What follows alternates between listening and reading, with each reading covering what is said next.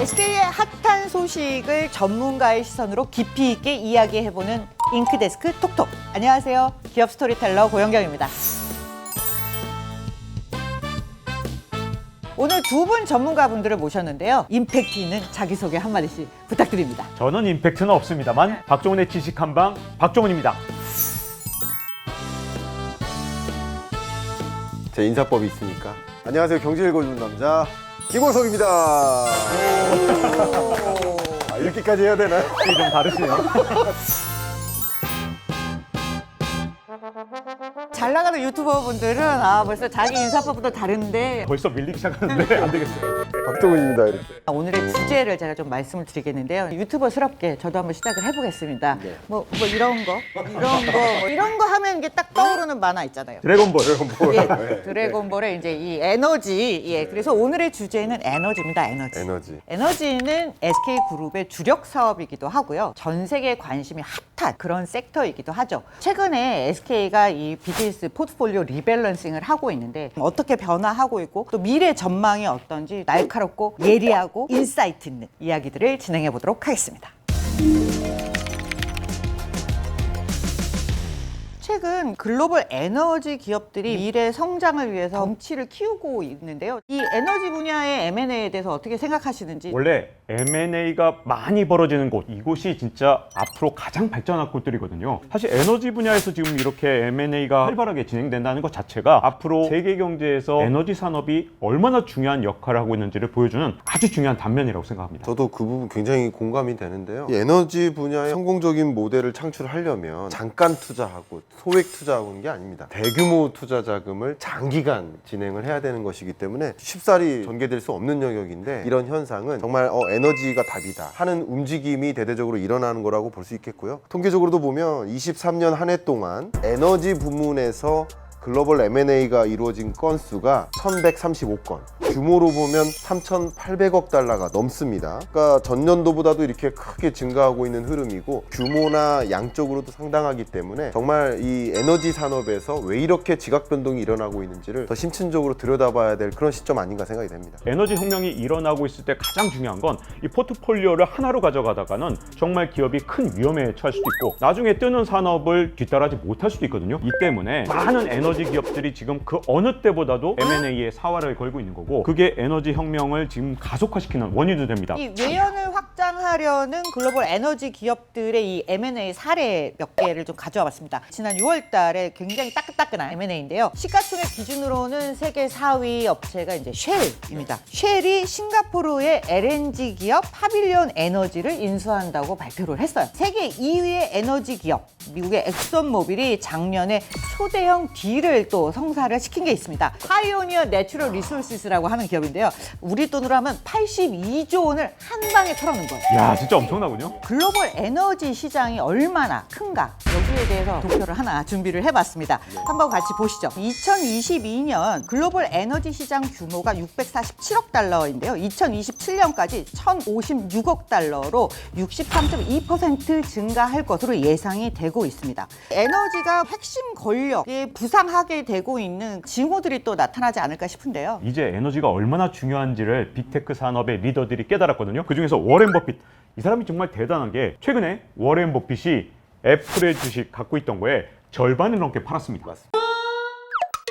네. 그런 워렌 버핏이 꼭 쥐고 있는 주식이 있죠. 바로 2020년부터 열심히 사모으고 있는 옥시덴털이라는 기업인데 이 옥시덴털 같은 경우는 지난해 오일업체 이 크라운록을 인수하면서 더군다나 몸집을 계속 불려가고 있는데 앞으로 진짜 중요한 건 결국 에너지에 있는 것이 아닌가 이런 생각을 했다고 보여집니다. 역시 투자의 현위는 제대로 된 길을 가는구나 라는 교훈을 또 한번 얻습니다.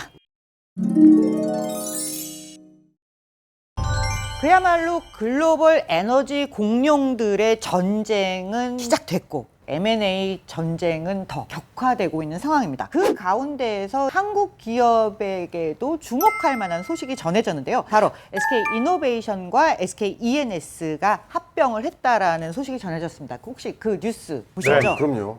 에너지에 앞으로 큰 지각 변동을 가져올 수도 있기 때문에 아주 주의 깊게 봤습니다. 일단 이 합병에 대한 내용을 좀 자세히 보려면 우리가 좀 자료를 보면서 이 합병을 통해서 자산이 100조 원, 매출 88조 원 수준의 아시아 태평양 지역에서 최대 민간 에너지 기업으로 거듭난 거거든요. 그렇네요. 이 합병에 대해서 살짝 임팩트 있게 설명을 하자면 저는 이거 5글자로 예. 말하자면 다차원 도전이라고 보거든요.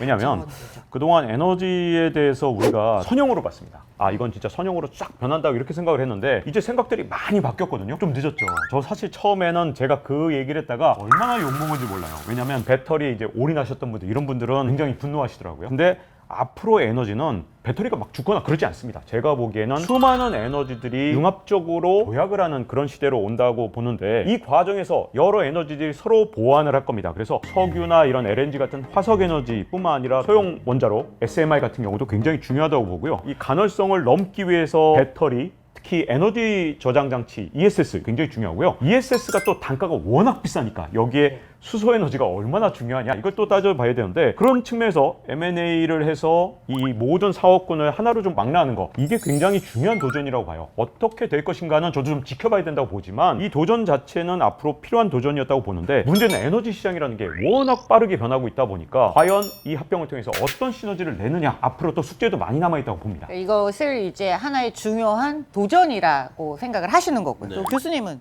저도 5글자로 했는데 알파벳으로 네. POWER. 좀 쉽게 가신 것 같은데요, 이거 좀 쉽게 갔는데 근데 이거보다 더 명확한 설명이 없다. 이 에너지는 말 그대로 힘이고 파워인데, 파워를 만들기 위한 파워를 갖췄다, 이렇게 설명드리겠습니다. 기본적으로 SK 이노베이션과 SK ENS의 합병, 이것은 에너지의 과거와 현재와 미래를 완전히 갖게 하는 그런 어떤 융합, 정말 파워 중에 파워 아닌가, 그런 생각을 해보는데, 자료를 한번 보겠습니다. 일단 이노베이션과 ENS의 합병은 첫 번째, 포트폴리오의 경쟁력을 강화시킵니다. 정말 말 그대로 통합 에너지 포트폴리오를 구축하는 것이고 밸류체인 자체를 완성하는 거죠. 두 번째는 안정적으로 재무나 손익구조를 구축할 수 있게 해줍니다. 사업구조가 매우 안정적으로 구성되기 때문에 에비타뿐만 아니라 규모도 확대하고 변동성도 대응할 수 있는 역량을 가질 수 있고요. 세 번째, 이 합병에 따른 기대 효과는 역시 시너지를 뺄 수가 없습니다. 시너지 기반의 밸류업이라고 볼 수 있지 않을까 생각하는데, 여러 가지 사업이라든가 자원, 역량, 그런 것들을 결집시켜서 시너지 기반의 추가적인 수익성을 내고 또 추가적인 성장성을 기대해 볼 수 있는 그런 합병의 방향성이지 않나 생각해 볼 수 있겠습니다. 저한테도 좀 물어봐 주세요. 네, 제가 한번 여쭤볼까요? 예. 네, 빨리 가시죠. 네, 어떻게 생각하십니까? 사실 두 개 회사의 합병의 내용을 보면 이런 라인 저런 라인, 그래서 난 다 가졌다. 아, 네. 포트폴리오에 다 가졌다. 예, 네. 예, 아무도 동의하지 않는 것 같지만 임팩트는 네. 제 5글자가 항상 있는 것으로 좀 우겨보면서요. 사실 기업들이 성장의 발판, 어떤 모멘텀이 되는 기회가 되려면 단지 그냥 프로덕트에만 집중해서는 이제는 더 이상 돈을 벌 수 없는 시대. 네. 그러니까 소위 말하면 하드웨어, 소프트웨어가 있어야 되듯이 이제 네. 솔루션을 가져가는 기업, 네, 업스트림, 다운스트림 가져가야 되는 건데, 그런 점에서 상당히 좋은 밸류체인을 만들어 가고 있는 게 아닌가. 그럼요. 2024년 여름 너무 덥지 않습니까, 진짜? 지금 서남아시아 같은 경우는 홍수가 나서 난리가 났죠. 기후변화가 일어나면서 그쪽이 가장 먼저 타격을 받았을 뿐인데, 나중에 가면 진짜 지구 전역이 진짜 난리가 날 겁니다. 네. 다만 모든 혁신적인 기술은 다 캐즘이 있어서 이 아주 깊은 골짜기를 한번 겪게 되거든요. 근데 그 캐즘이 일어났을 때 중요한 건 계속해서 지속적으로 투자를 유지할 수 있는 힘인데, 저는 캐시카우를 유지하면서 현금 창출 능력을 갖고 있는 상태에서 이 신산업에 계속 도전할 수 있는 이런 포트폴리오가 굉장히 중요하다고 보거든요. 그런 측면에서는 제가 보기엔 기회를 충분히 얻었다고 보는데, 이걸 진짜 잘 활용해야 된다고 봅니다.